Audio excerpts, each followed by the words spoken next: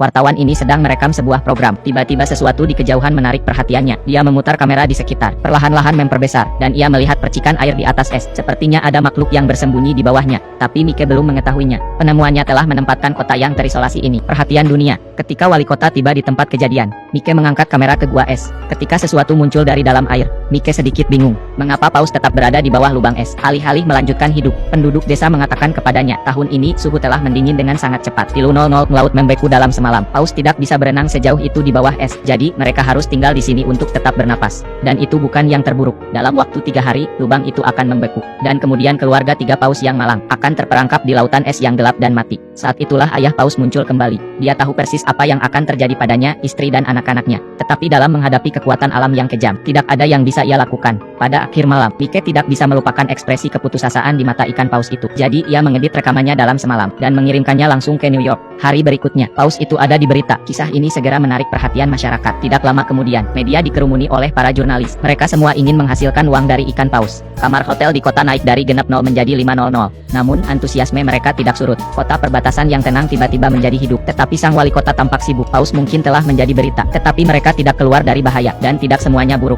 Penduduk setempat memiliki tradisi membunuh paus. Penduduk desa sudah merencanakan bagian ikan mereka. Wali kota tidak ingin mengambil keuntungan dari ikan, tetapi penduduk desa harus mencari nafkah. Tidak ada yang bisa dilakukannya. Segera setelah itu, sebuah konferensi pers diadakan di kota. Perwakilan masyarakat adat memperdebatkan kasus mereka, menekankan bahwa perburuan paus adalah cara hidup mereka. Itu masuk akal dan legal. Ana dari masyarakat hewan tidak mau kalah, bahwa kapal pemecah es sedang dalam perjalanan. Paus-paus itu akan segera dikembalikan ke laut. Mereka berselisih paham. Untuk sementara waktu situasi terhenti. Tiba-tiba, semua orang di ruangan itu menoleh ke belakang. Wali kota berjalan ke pesta peluncuran. Apa yang terjadi selanjutnya? Apa yang terjadi selanjutnya di luar dugaan siapapun. Wali kota meyakinkan para delegasi dalam 5 menit. Mereka sepakat dalam keputusan mereka untuk membantu paus keluar dari perangkapnya. Sekarang Ana bingung. Ada begitu banyak kebisingan. Bagaimana mereka bisa berubah pikiran secara tiba-tiba? Tetapi ia akan segera mengetahui. Ini tidak sesederhana yang dia pikirkan. Pagi-pagi keesokan harinya, para pria dan wanita siap untuk berangkat ke es di mana paus-paus itu. Atas perintah wali kota, para penduduk desa telah mengangkut taksi mereka. Perjalanan 7 km untuk genap 0 per kepala. Lakukan apa yang Anda suka. Tapi, meskipun kota ini sedang ramai-ramainya, wali kota membawa anak buahnya ke atas es lebih awal. Mereka menggandakan ukuran lubang agar paus dapat bernapas lebih baik. Menyaksikan paus dengan gembira muncul dari air, dan wajah ini memiliki senyuman kekanak-kanakan di atasnya. Bahkan ia tidak punya pilihan selain membiarkan penduduk setempat merampoknya. Untuk menjaga agar paus tetap hidup, dia harus menemukan cara untuk menghasilkan lebih banyak uang bagi semua orang. Dengan sekelompok besar orang yang datang, keluarga paus tampak keluar dari bahaya. Ana percaya bahwa begitu pemecah es tiba, paus akan dapat melarikan diri.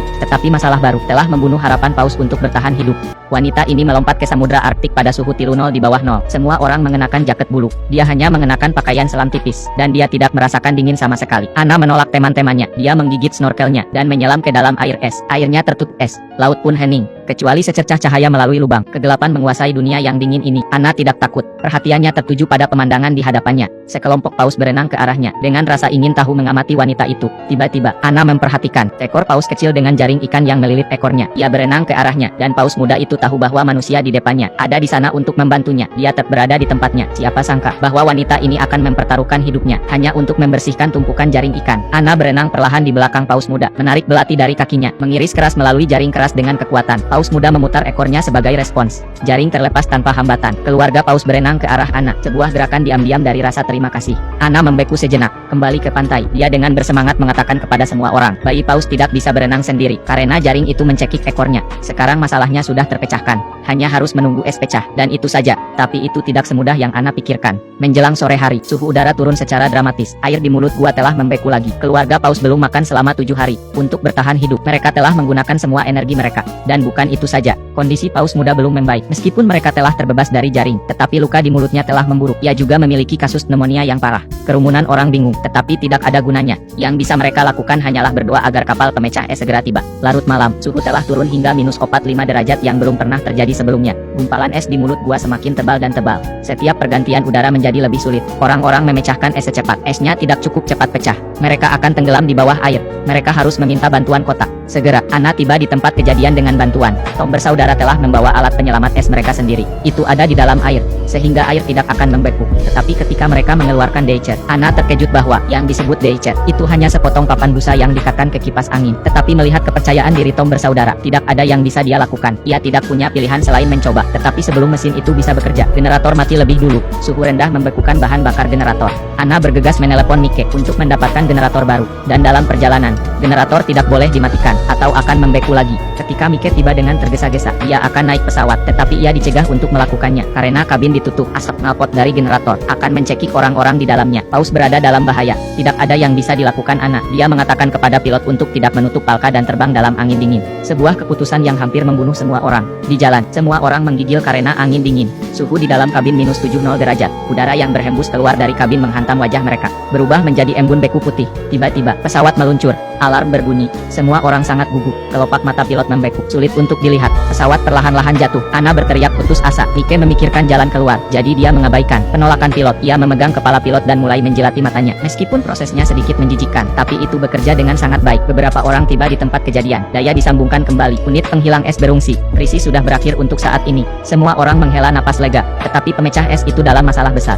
Bayi paus ini mencoba untuk bunuh diri. Dia menjulurkan kepalanya keluar dari air. Sekali pandang ke langit, kemudian ia tenggelam ke dalam air. Namun, manusia di pantai tidak tahu. Orang tua paus menjulurkan kepala mereka keluar dari air untuk meminta bantuan. Orang-orang menganggap ini sebagai tanda bahwa mereka siap untuk pergi. Paus-paus itu putus asa, tetapi naluri mereka untuk bertahan hidup mendorong mereka untuk mengikuti lubang yang digali oleh manusia. Orang-orang sangat senang melihat paus berangkat. Kegembiraan yang tinggi. Mereka berkumpul di pintu masuk lubang untuk menyaksikan. Dan saat itulah, Ana menyadari ada sesuatu yang salah. Bayi paus itu hilang. Ia pergi ke lubang pertama untuk mencarinya. Airnya membengkak, tetapi paus itu tidak terlihat. Ana bingung. Ia baru saja bersama orang tuanya. Bagaimana mungkin ia bisa menghilang dalam sekejap? Dan saat itulah, wali kota berbicara tentang hukum alam yang kejam untuk bertahan hidup. Bayi paus itu sangat sakit. Orang tuanya enggan pergi untuk merawatnya. Ia tidak ingin menyeret keluarganya ke bawah. Ia harus mengorbankan dirinya sendiri. Ia berhenti berenang. Ia membiarkan tubuhnya tenggelam ke dalam kegelapan laut. Ana tidak bisa menerima kebenaran. Dia berteriak kesakitan. Dia ambruk ke tanah. Kesedihan menyelimuti semua orang. Tetapi penyelamatan terus berlanjut. Hawa dingin akan datang. Mereka harus segera mencapai perairan terbuka secepat mungkin. Kalau tidak, dua paus yang tersisa akan tenggelam juga. Wali kota telah memobilisasi semua warga. Semua orang menghentikan apa yang mereka lakukan. Mereka mengambil peralatan mereka dan bergegas ke lokasi.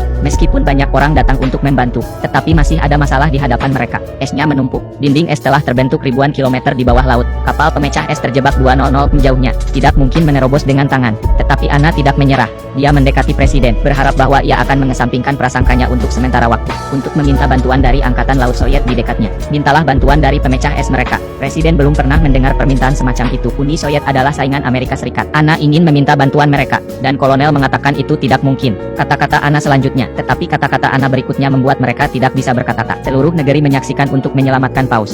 Saat itu tengah berlangsung pemilihan umum. Jika presiden tidak setuju, ketika itu berakhir, Ana akan berbaris dan memprotes, dan itulah bagaimana dia akan dipilih. Presiden tidak menyangka Ana akan mengatakan itu. Ia tidak tahu apa yang harus dilakukan. Pada akhirnya, solusi Ana berhasil. Presiden ditekan, setuju untuk meminta bantuan Angkatan Laut Soviet. Ketika berita itu tersiar, media berita dunia meledak. Tidak ada yang bisa membayangkan. Dua rial perang dingin akan setuju untuk bekerja sama untuk menyelamatkan paus. Berita itu sampai ke tempat kejadian. Kerumunan orang terinspirasi. Semua orang penuh energi. Segera mereka menggali sampai ke kaki dinding es. 425 lubang di seluruh lautan beku. Itu adalah kerja keras, tetapi semua orang senang. Tiba-tiba, sirene berbunyi, menarik perhatian semua orang. Di kejauhan, kapal pemecah es Soviet datang dengan cepat. Ana tidak menyangka Soviet akan datang begitu cepat. Pikiran bahwa paus akan segera dapat melarikan diri. Hatinya akhirnya lega. Namun, suasana di atas kapal pemecah es sangat berat. Dinding es itu lebih besar dari yang diperkirakan kapten. Tidak akan mudah untuk mencapai pintu keluar. Kapten memberikan perintah untuk memperlambat laju. Dengan ragu-ragu, ia mengarahkan ke arah dinding. Orang-orang di pantai menahan napas.